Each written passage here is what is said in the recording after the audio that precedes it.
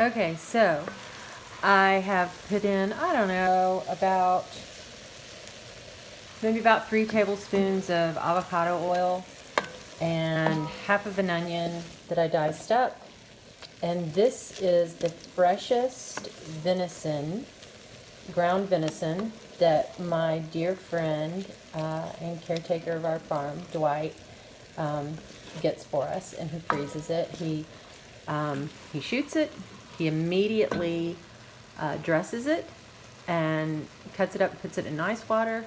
Then he um, takes it back and grinds it and separates it into about a pound and freezes it. And it is the freshest, most delicious, cleanest meat you'll ever eat. But it doesn't have very much fat, so I have to add quite a bit of fat to it. But it takes on, it's got a neutral flavor. It's not gamey at all.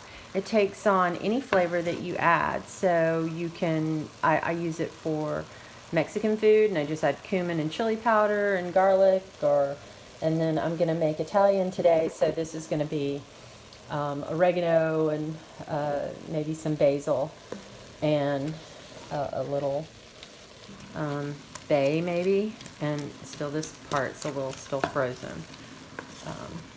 So I'm gonna make lasagna for a friend of mine who had surgery, and I'm not gonna tell him it's venison because people are so weirded out by venison.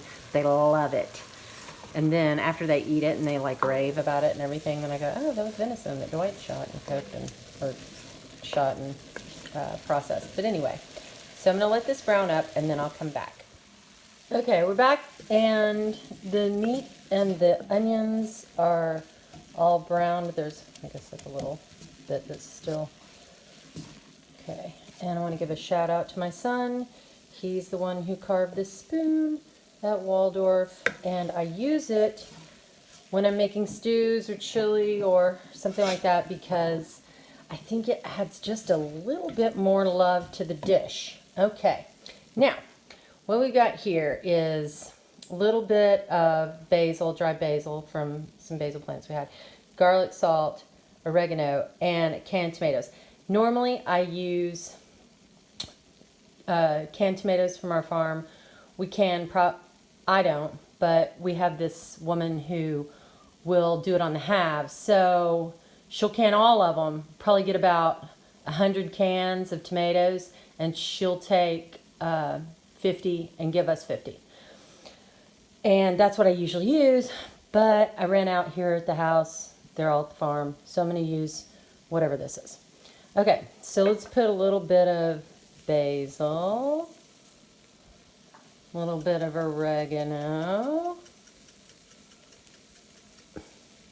and over here, I've got some garlic.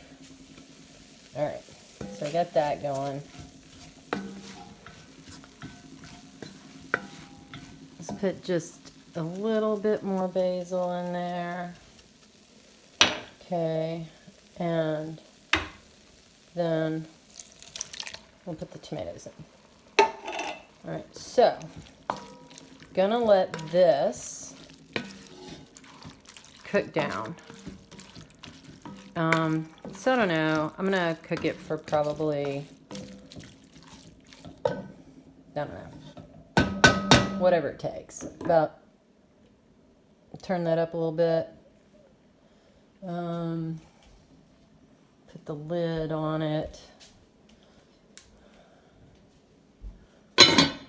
And let it cook for about 20 minutes, I guess. All right. And when that's done, we'll put the lasagna together. All right, here's the deal. All right, I'm not gonna lie to you. I felt like it needed more. I needed to make a bigger amount of sauce. And so I reached in the pantry and I grabbed this marinara sauce. Now, normally I would make my own, but I always keep a backup because you never know, you're going to run out. So it's pretty good. Comes from Trader Joe's. It's organic. It's cool. So you got that. And then I'm going to show you, I also added 1 bay leaf. I added some garlic salt, maybe about a half a teaspoon, and maybe about an eighth of a teaspoon of black pepper. And then I'm going to use this I got from Trader Joe's, this ricotta cheese, to put together the lasagna. But I just wanted to come clean. I mean, normally, like I say, I make it myself, but this is the first video I ever made. So I just was making it, and I was like, people ought to see this. This is good stuff. So I usually just do whatever I got. I don't know if it's legit. I'm not claiming that it's legit. I just know it tastes good, right? So that's my goal. Whatever I have in my kitchen, I just put it together, and it's lasagna-ish. So like, legitimate Italian people or something might say that's not even close. But this is just, we'll call it food. It's food that has some Italian overtones, okay? Don't be so picky. Okay, we're back. Here's the sauce, and I've tasted it. It's delicious. So I've turned off the burner, and we're going to begin to put the lasagna together. I've never made a video before, so you're going to have to bear with me. I'm doing the best I can here. I don't have a tripod or anything to hold this thing, so I'm going to do everything one-handed because I'm skilled. All right, so these are these lasagna noodles I get at Trader Joe's, and what I do is I just kind of break them to fit in this small, because I'm making a small one. So do that. Oh, perfect. Oh well, but I forgot. I gotta put the sauce in first. See, this is gonna be tricky. It's not gonna be perfect. All right, so put some sauce on the bottom.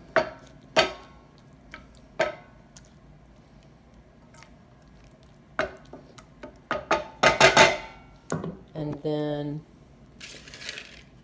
put a noodle. You don't even have to cook this stuff. You just put it in the oven like this. It's good. It's all right. So, got that. Then what I do is I put more sauce on top. Da-da-da-da.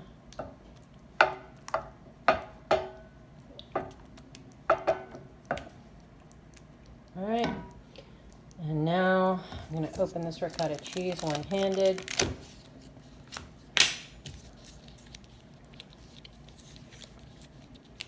Dang. This plastic covers them.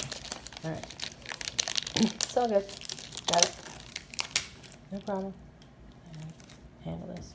All right, now, here's where you're just going to have to trust. You're going to have to believe me when I tell you that I washed my hands, because I did. And it's just easier to do it this way, all right? So, put the ricotta with your hands. Da-da-da. Kind of smooth it. Like I'm holding this camera with my left hand, right? I don't know about all this. Maybe this isn't going to work. Let's have faith. All right, more. Let's squish it. We'll squish it, and that'll make it all come together.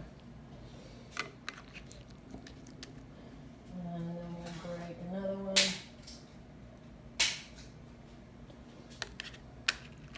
There we go. More sauce.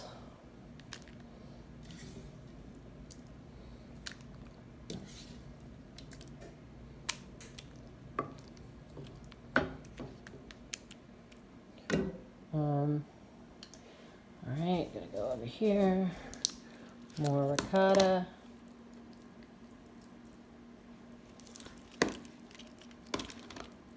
I mean, this is, fast lasagna is what this is. You don't care, really, because, you know it's going to taste good. I mean, what doesn't taste good about ricotta and sauce and cheese and noodles.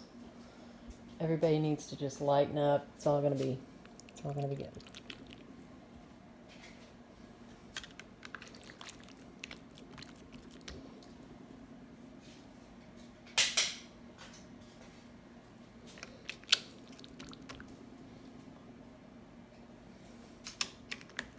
There. All right, good. So then we'll put some more sauce. Take that bay leaf out. And then, I don't know if I'm going to rinse my hand off. I don't know if I want you guys to see my refrigerator. So maybe I'll just keep the camera on the ground because it's, it's not perfect. But this is really great cheese from Trader Joe's. It's Quattro Formaggio. And how am I going to cut that? Oh, I should use my mouth. I use my teeth.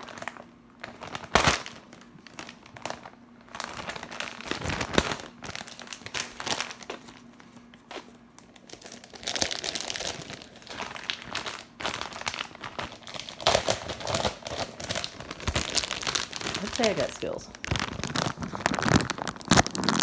Alright. Now how am I going to get that out? Dun dun dun. Once again, it's not perfect, but it just is what it is. It's still going to taste good. You have to trust me. Put a bunch of that. This cheese is the best cheese ever. Or best